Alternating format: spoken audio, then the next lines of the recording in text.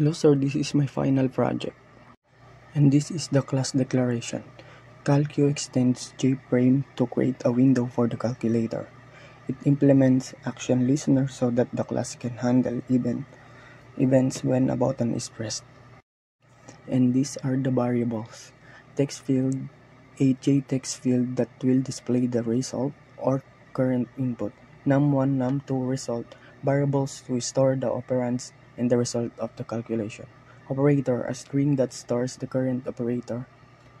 Operator press, a boolean flag to check if an operator has been pressed, ensuring proper calculation flow. And these are the constructor. Set title calculator sets the title of window. Set size 400 500 specifies the size of the window 400 by 500 pixels. Set defaults close operation. Exit on close. Ensure that the program exits when the window is closed. Set layout. New border layout.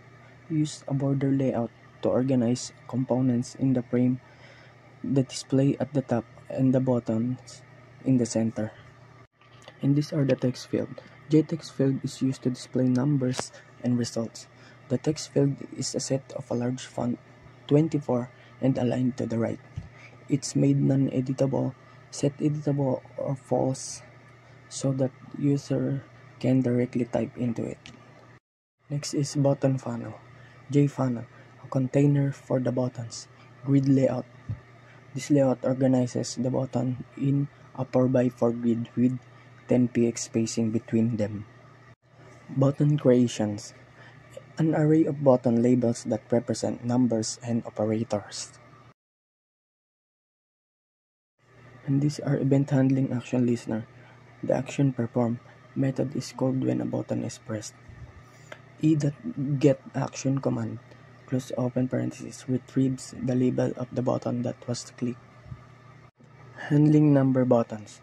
If the button clicked is a number, check if the character is a number. The number is appended to the current text in the text field. If an operator was pressed earlier, the display is cleared to allow entering a new number. And this one is the clear button.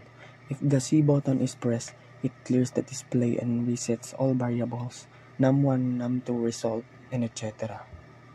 And this is the equal button. When the equals button is clicked, it calculates the result based on the operator. If the result is an integer, it's displayed as an integer, otherwise, it's shown with decimals. If division by 0 occurs, an error message is displayed. This is a handling operators. When an operator is pressed, the current number is stored in num1 and the operator is saved. The text field is cleared for the next input.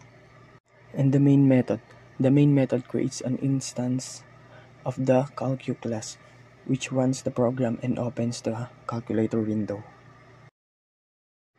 And how the calculator works. Entering numbers, operator press, equal press, clear press, and result display. And the flow of the chart is setting up the JFrame, creating the display area, designing the buttons, adding functionality, testing, and debugging. The first thing I do is to complete setting up the window or JFrame and the display area or the JText field. This was crucial because the display is where all the calculation and input will be shown. Without a display, it would be difficult to know that the user is inputting or see the result. I choose to build the interface or buttons next because it's important to have all the interactive components in a place. Before I start implementing the functionality, this ensures that the buttons are laid out and ready to capture user input. Lastly, I implemented the logic for arithmetic operations. This was the most challenging and involved step, but it had to come after setting up the interface and display, as the logic depends on user input from the interface. The hardest part of the program was implementing the logic for the arithmetic operations and handling edges cases like division by 0, handling user input and ensuring that the calculator works correctly in all scenarios.